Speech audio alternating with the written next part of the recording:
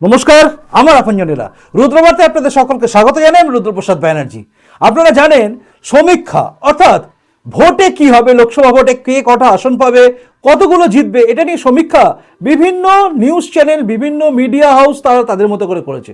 আমরাও চেষ্টা করেছি কিছু কিছু নিয়ে আসার, যেটা প্রথমে করেছিলাম একদম প্রথমে, তারপরে এবারে গতকাল থেকে শুরু করেছি আমি ধাপে ধাপে, অর্থাৎ লোকসভা ভোটের প্রথম দফায় কি হচ্ছে, দ্বিতীয় দফায় কি হবে, এটা নিয়ে একটু আলোচনা, এবং দ্বিতীয় দফার সমীক্ষায় কি কি উঠে আসছে না আসছে সেটা নিয়ে এই মুহূর্তে রুদ্রবার্তা।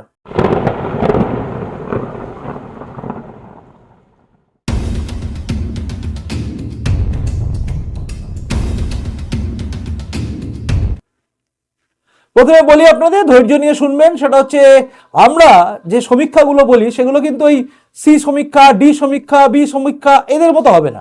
আবারও বলছি, গতকালও বলেছিলাম, হয়তো একই কথা দুবার রিপিট করছি।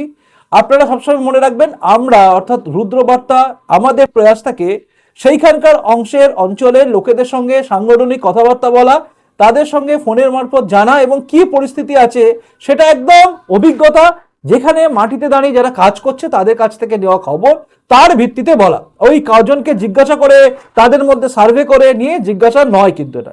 তাই ভুল বা ঠিক এটা সময় বলবে। আমি চলে যাচ্ছি একদম সোজা কথা, যেটা হচ্ছে প্রথম যেটা আমরা দেখব, দ্বিতীয় দফা অর্থাৎ 26শে এপ্রিল ভোট হবে, এবং 26শে এপ্রিল ভোট হবে, তিনটে লোকসভা নিয়ে ভোট হবে। সেই তিনটে লোকসভার মধ্যে একটা হচ্ছে দার্জিলিং, দ্বিতীয় হচ্ছে বালুরঘাট, আর তৃতীয় হচ্ছে রায়গঞ্জ। এই তিনটেকে নিয়ে আমরা একটু আলোচনা করব যে তিনটেতে সম্ভাবনা কি আছে, মানে কারা জিততে পারে, কারা হারতে পারে, লড়াই সত্যি হবে, হাড্ডাহাড্ডি হবে, নাকি একদম কিছুই হবে না, একতরফা জিতে বেরিয়ে যাবে। তো প্রথমেই চলে যাই আমরা একদম ঠান্ডাতে, মানে দার্জিলিং। কুল কুল, মমতা বন্দ্যোপাধ্যায় এখন ডায়লগ চলছে কুল কুল তৃণমূল, কুল কুল। যাই হোক, এই কুল কুল তৃণমূল দার্জিলিং এ গিয়ে কি ফোটাতে পারবে জোড়া ফুল? উত্তর হচ্ছে দেখে নেওয়া যাক। দার্জিলিং লোকসভা, এই দার্জিলিং লোকসভায় 7টা যে বিধানসভা আছে, সেই 7টা বিধানসভা কি কি আছে এবং তার সেখানে ফল কি হয়েছে 2021-এ, এটা নিয়ে দেখতে হবে। প্রথমত বলে রাখি আপনাদের, দার্জিলিং কিন্তু বিজেপি 2019-এ জিতেছিল, তারপরে 2021-এ নির্বাচন হয়েছে বিধানসভা নির্বাচন, যেখানে দাঁড়িয়ে মমতা বন্দ্যোপাধ্যায় এই সরকার চালাচ্ছে, অর্থাৎ মা মাটি মানুষের সরকার। তো সেখানে কি হয়েছে আমরা দেখি। দার্জিলিং লোকসভা অন্তর্গত কালিম্পং, এটা বিজেপির।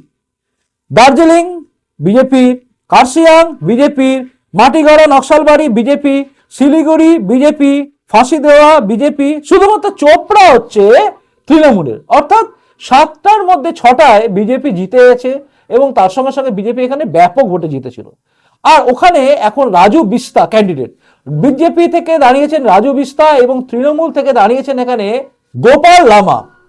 তৃণমূল থেকে গোপাল লামা এবং বিজেপি থেকে রাজু বিস্তাই, দুজনের মধ্যে লড়াই হচ্ছে। রাজু বিস্তাই কিন্তু ওখানে লড়াই লড়ছেন। এবার সেখানে একজন কিন্তু একটা গোজ হয়ে গেছে, মানে নির্দল প্রার্থী একজন ঢুকেছেন। নির্দল, তিনি কিন্তু আগে বিজেপিতে ছিলেন, তিনি হচ্ছেন বিষ্ণু প্রসাদ শর্মা। বিষ্ণু প্রসাদ শর্মা কিন্তু বিধায়ক একজন, তিনি আবার দাঁড়িয়ে গেছেন এখানে নির্দল হয়ে। কিন্তু তা সত্ত্বেও এখানে কি হবে এটা নিয়ে একটু আলোচনা করা যাক। বিজেপি এখানে যেভাবে রাজু বিস্তা লোকজনকে নিয়ে নেমেছেন, যেভাবে সবকিছু হচ্ছে, তাতে একটা জিনিস কিন্তু পরিষ্কার আমি আপনাদের বলছি, সেটা হচ্ছে দার্জিলিং ঘেঁষা বন্ধু বান্ধব আমার যা আছে তাদের কাছ থেকে পাওয়া খবর এবং যা যা আমরা শুনছি, তাতে মোটামুটি একটা জিনিস পরিষ্কার, যে দার্জিলিং এবারও কিন্তু বিজেপির থাকছে। অর্থাৎ রাজু বিস্তা কিন্তু এখানে জিতবেন তো বটেই, এবং ব্যাপক ভোটেই জিতবেন। বিষ্ণু প্রসাদ শর্মা কিন্তু এখানে নির্দল হয়ে দাঁড়িয়ে ভোট কিন্তু কাটবেন, কিন্তু তা সত্ত্বেও কিন্তু এখানে গোপাল লামা জিতে যাবে এরকম কোনো গল্প নেই। উল্টে রাজু বিস্তাই এখান থেকে কিন্তু জিতছেন বলে আমাদের কাছে যা মনে হচ্ছে, এবং এই সম্ভাবনাটা উঠে আসছে। এরপরেই যেটা, সেটা হচ্ছে রায়গঞ্জ। রায়গঞ্জে আগের বারে জিতেছিলেন দেবশ্রী চৌধুরী। দেবশ্রী চৌধুরীকে রায়গঞ্জ থেকে সরিয়ে নিয়ে আসা হয়েছে, এবং তাকে নিয়ে আসা হয়েছে কলকাতা দক্ষিণে। অর্থাৎ এখানে প্রার্থীকে বদল করা হয়েছে, বিজেপি এখানে বদল করেছে। এর আগের বারে বিজেপি কিন্তু জিতেছিল, কিন্তু ব্যাপক ভোটে জিতেছিল, এই গল্পটা কিন্তু নয়। এইখানে লোকসভাতে যে সমস্ত 7টা বিধানসভা আছে সেই প্রসঙ্গে যাওয়ার আগে দেখে নিই আমরা এখানে প্রার্থী কে কে হয়েছেন। বিজেপির তরফ থেকে প্রার্থী হয়েছেন কার্তিক পাল, আর তৃণমূলের তরফ থেকে যিনি হয়েছেন তিনিও এখনো খাতায় কলমে বিজেপিরই কৃষ্ণ কল্যাণী। অর্থাৎ বিজেপির হয়ে এমএলএ টিকিট জেতা এই ব্যবসায়ী আবার বিজেপি ছেড়ে তৃণমূলে চলে গেছেন। মানে বিজেপিটা ছেড়েছেন কিন্তু বিধায়ক পদ ছাড়েননি, মানে ব্যবসাটা ভালো বোঝেন তো, তাই তিনি বিধায়ক পদ না ছেড়ে তৃণমূলে চলে গেছেন। তৃণমূলে তাকে রেখে দিয়েছে, আবার বিজেপির লোকও নয় আবার তৃণমূলের লোকও নয়, কিন্তু প্রার্থী করে দিয়েছে। জানি না বিধানসভার স্পিকার এখন বিমান বন্দ্যোপাধ্যায় একে কি বলবেন, তৃণমূলের প্রার্থী হওয়ার পরে কি বিজেপির বিধায়ক থাকে, জানি না, এদের আবার অদ্ভুত সব নিয়ম। যাই হোক, এই কৃষ্ণ কল্যাণী এবং কার্তিক পাল এদের মধ্যে লড়াই, এই লড়াই আমরা দেখে নিই এখানে যে 7টা বিধানসভা আছে, সেই 7টা বিধানসভায় কি ফল হয়েছে 2021 নির্বাচনে।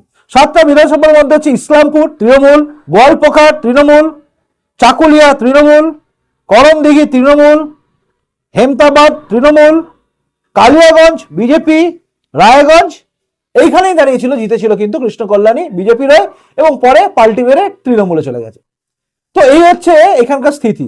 আর এখানে গতবার যে জিতেছিলেন দেবশ্রী চৌধুরী, তার পেছনে একটা বড় অবদান ছিল কিন্তু এখানে যাকে প্রার্থী করা হয়নি সেই দেবজিৎ সরকার। অর্থাৎ একটা সময় রায়গঞ্জে যে আন্দোলন, অর্থাৎ যে স্কুল নিয়ে, আপনাদের নিশ্চয়ই মনে আছে যে ছাত্র মৃত্যু নিয়ে হয়েছিল, সেই ছাত্র মৃত্যুর কেসটা, ছাত্র মৃত্যু নিয়ে যা হয়েছিল সমস্ত কিছু হয়েছিল কিন্তু তখন দেবজিৎ সরকারের জন্য, এবং দেবজিৎ সরকার তখন মাটি কামড়ে পড়েছিলেন। তারপরেই লোকসভা নির্বাচন হয়েছিল এবং ফলত সমস্ত মানুষ বিশ্বাস করেছিল বিজেপিকে।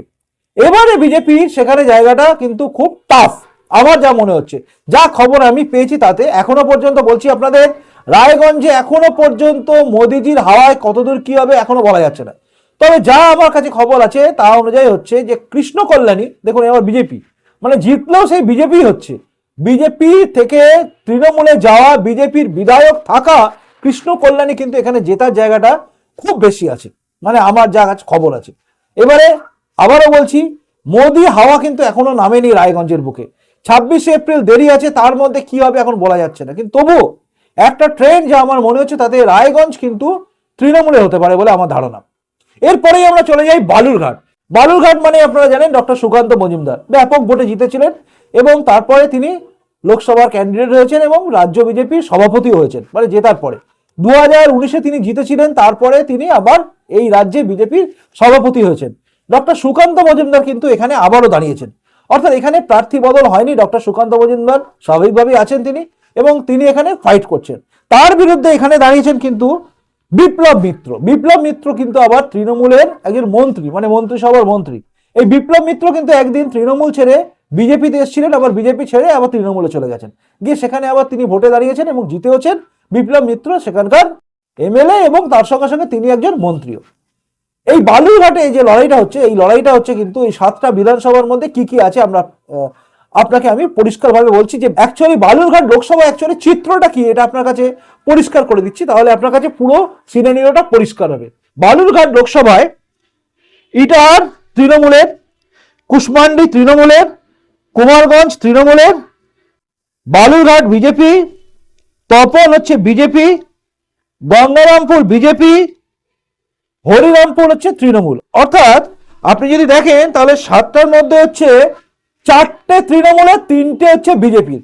কিন্তু 4টে তৃণমূলে হওয়া সত্ত্বেও এইখানে কিন্তু একটা আছে, সেটা হচ্ছে হাজার তাদের থাকুক কিন্তু এই জায়গায় মানে লোকসভাতে কিন্তু আমার কাছে যা খবর আছে সেই অনুযায়ী হচ্ছে আবারও ডক্টর সুকান্ত মজুমদার কিন্তু ব্যাপক ভোটে জিতছেন। অর্থাৎ সুকান্ত মজুমদার কিন্তু তার জায়গাটা ধরে রাখছেন। যদিও যদিও একটা কথা আছে সেখানে, সেখানে হচ্ছে যে বিপ্লব মিত্র মাটি কামড়ে লড়ছেন, কিন্তু ডক্টর সুকান্ত মজুমদারকে ছাপিয়ে যেতে তিনি পারছেন না। কারণ হচ্ছে বিজেপি ঝড়, মোদি ঝড়, প্লাস বিজেপি রাজ্য সভাপতি হওয়ার সুবাদে বিজেপির কর্মীদের মধ্যে একটা উচ্ছ্বাস, আবেগ যেটা টকবগিয়ে ফুটছে, এবং তার ফলে ডক্টর সুকান্ত মজুমদার কিন্তু এই এলাকায় জিতবেন। এবং মানুষের যে একটা ক্ষোভ, সেই ক্ষোভটাও কিন্তু আছে তৃণমূলের প্রতি। তাই সবটাই কিন্তু প্রতিফলিত হবে এবারে লোকসভা নির্বাচনে, একদম আমরা দেখতে পাবো। আর সেখানে আমার মনে হচ্ছে যে সুকান্ত মজুমদারই আবার জিতছেন। তাই 2024-এর লোকসভা নির্বাচনে 26 এপ্রিল যে কটা ভোট হবে লোকসভা এই পশ্চিমবঙ্গে, সেখানে কিন্তু এই 3টের মধ্যে 2টো আমার কাছে মনে হচ্ছে বিজেপি জিততে পারে, একটা তৃণমূল জেতার চান্স খুব বেশি। অর্থাৎ 2টো বিজেপি, একটা তৃণমূল। একটা তো একদম ব্যাপক ভোটে জিতবে, সেটা হচ্ছে রাজু বিস্তার। দ্বিতীয় হচ্ছে ডক্টর সুকান্ত মজুমদার, সেটাও জিতছেন। আর 3 নম্বর মানে রায়গঞ্জ যেটা, সেটা কিন্তু একটু ডাউট রয়েছে এবং সেটা তৃণমূলের দিকেই যাবে, কারণ এখনো পর্যন্ত যা আছে এবার চেঞ্জ হলে হতে পারে সিনারিও। আবারও বলছি, মোদি ঝড় উঠলে এবং কি হবে পরিস্থিতি কেউ বলতে পারে না, কারণ আমরা দেখেছি পর পর মধ্যপ্রদেশে গিয়ে ফেলিওর হয়েছে সমস্ত স্পেকুলেশন, সমস্ত ওপিনিয়ন পোল, সমস্ত সার্ভে ফেল করে যায় যখন মোদি ঝড় ওঠে। তাই রায়গঞ্জে মোদি ঝড় ওঠার পরে কি হবে এখনো বলা যাচ্ছে না। তবে আপাতত যা খবর আছে তাতে রায়গঞ্জ কিন্তু তৃণমূল জিতছে, মানে 3-এর মধ্যে 2টো পাচ্ছে বিজেপি, 1টা পাবে তৃণমূল। এটা কিন্তু দ্বিতীয় দফার লোকসভা যে ভোট হবে আমাদের এই রাজ্যে তার পরিপ্রেক্ষিতে বললাম। অর্থাৎ দ্বিতীয় দফায় কি হচ্ছে আপনারা মোটামুটি রুদ্রবার্তা থেকে জানলেন। এরপর আপনি বলুন আপনার কি মনে হচ্ছে, কোন জায়গাটা আপনার মনে হচ্ছে এটা আমার ভুল হচ্ছে, কোন জায়গায় মনে হচ্ছে এটা ঠিক হচ্ছে। যেটা বলছিলাম এটাই হচ্ছে এই মুহূর্তের খবর, বা যা আমার কাছে মনে হয়েছে এটা আমি আপনাদের কাছে বললাম। আমার কাছে যা সংবাদ আছে, সাংগঠনিকভাবে যা খবর আছে সেই অনুযায়ী আমি আপনাদের কিন্তু বলতে পারলাম। এবারে আপনারা জানেন, আপনার এলাকায় যদি থাকেন সেই এলাকা থেকে আপনার কি মনে হচ্ছে যে এটা ঠিক হবে না ভুল।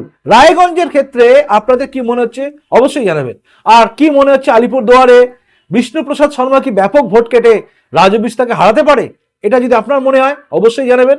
আর বালুরঘাটে যারা আছেন তারা জানাবেন যে বিজেপি এখানে কত ভোটে জিততে পারে। আপনাদের প্রত্যেকের কাছে আমার রিকোয়েস্ট রইল, আপনারা প্রত্যেকে কমেন্ট বক্সে কমেন্ট করে জানান। প্রতিবেদনটা ভালো লাগলে লাইক করবেন, যদি মনে হয় শেয়ার যোগ্য অবশ্যই শেয়ার করবেন। আর যদি এই চ্যানেলে নতুন এসে থাকেন চ্যানেলটা সাবস্ক্রাইব করে আমার আপনজন হয়ে তারপর যাবেন। খুব ভালো থাকুন, এখনকার মতো আসি, দেখা হচ্ছে এর পরে রুদ্রবার্তাতেই। নমস্কার, বন্দে মাতরম, ভারত মাতা জয় হোক, জয় হিন্দ।